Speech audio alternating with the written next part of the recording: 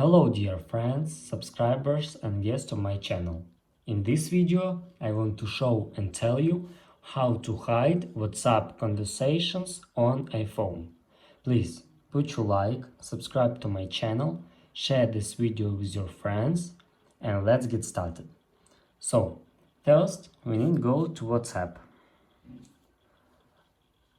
After that, you need to find any chat that we want to hide and we need to click and swipe to left.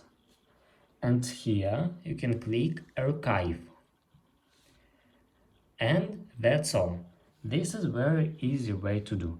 If you want to unarchive this chat, you can click here and unarchive this chat. And that's all.